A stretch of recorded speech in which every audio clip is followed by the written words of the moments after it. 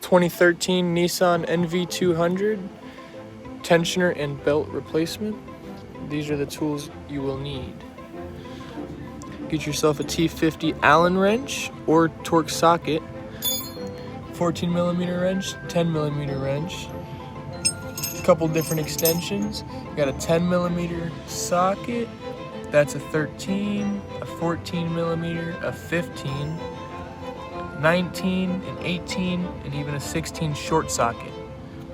1/2 inch ratchet, 3/8 ratchet, big breaker bar if needed, and a couple extra, flatheads, breaker bars, and even power tools if you got them.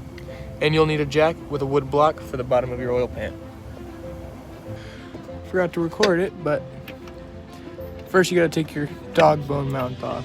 That's gonna be an 18mm, both sides. Just like that. Now once you get this out,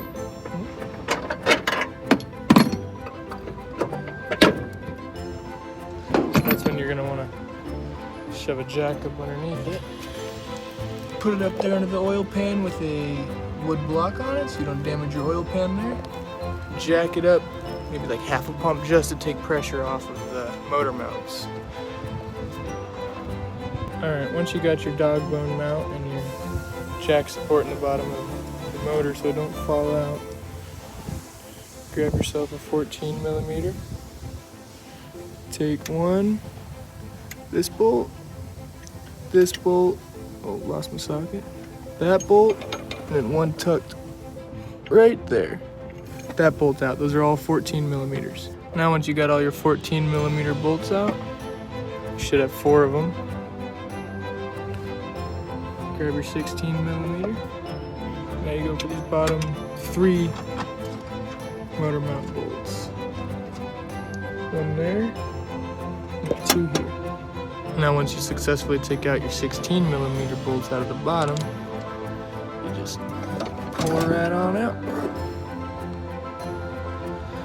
And now your tensioner, right there. Now after you get your bottom timing cover motor mount off, you're gonna come over with your 14mm open wrench from the bottom.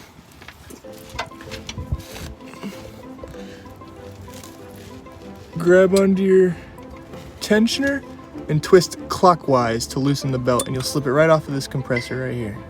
Now as you can see, I've gotten that belt loose. Now we can head back up top and work on getting that tensioner out right there.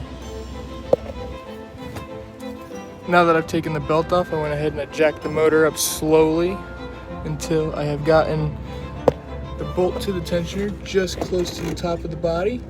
Now I should be able to slip something in there and get that out. Alright, I went and jacked it up a little bit more and got clearance from the body. You're gonna need yourself a T50 Allen wrench. Or if you can get it up high enough, you can use a socket as well, but I went with a Allen wrench. And that slips right up in there. And you spin it out. Now once you get your T50 all the way loosened, might take some finagling. Like that, get the bolt out halfway first, then pop it in all the way out. Notice this little pin here?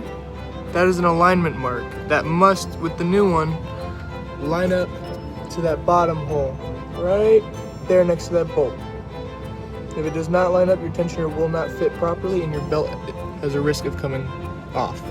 Once you got your old tensioner out, you're gonna wanna make sure it's the correct one by matching them up. Make sure that they're the correct size. Yeah, they're gonna have their little differences like this one. That's how you release the tension on the belt with the, looks like a 1/2 inch ratchet. And on this one, we used a 14mm to actually take it off with this. But now you would use a 3/8 or a 1/2 inch ratchet to put it on or put tension back onto the belt. It even came with a new bolt here. This is our old bolt. When you get your new part, it comes with new bolts. You can see the size difference in it there. This is for the new tensioner, this is for your old tensioner. This one is shorter only because of this recessed hole that you mounted into it, slips straight into it. This bolt is longer only because it does not have that recessed point.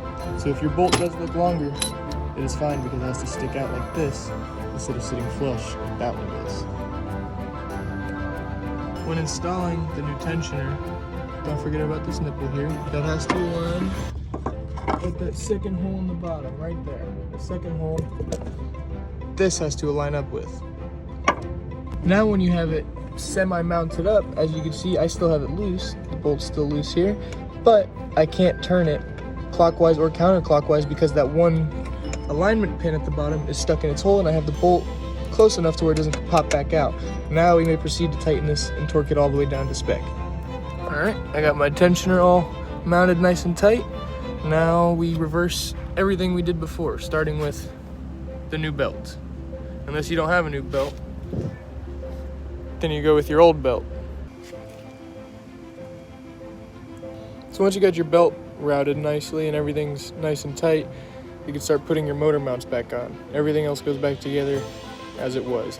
Oh, and this line here, forgot to mention. Take this line out as you're using that pry bar on the tensioner, getting the belt onto the compressor. You will damage this line if you do not. You put a lot of pressure onto it, you will kink this line. This is your AC line. Do not damage this. Now you start with the first motor mount you took out before. And you're gonna have to adjust, lower and heighten your jack there to be able to get this to line up properly.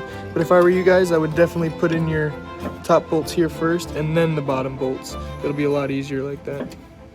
All right, I got those 4 top bolts in. There's those 3 there, and then that one tucked way in the back, those are 14mm bolts again. Now once you have those tightened all the way down, you can work on your 3 16mm bolts. I believe they were, I'll double check. But there's 1 back here, and then 2 in the front. Now if you still have your motor jacked up, you can go ahead and lower it and get these holes to line up and shove your 16mm back. So I got 2 of those 16mm bolts in, and I got 1 left. And you see how that hole's not aligned fully? Just as easy as tilting it with your hand. Now you might have to hold it there while you shove this bolt in. Let me see. Like that. And now if you get your hand down in there, you can go ahead and start threading that in little by little until you get it nice and threaded in, and then you can use your ratchet and torque it all the way back down. Now after you got all your 16mm nice and bolted down with your 14mm, that should be your motor mounted back in, so you can go ahead and do this, yank that out. Now it's time for your dog bone mount, which slips into here and mounts to right here with these bolts here.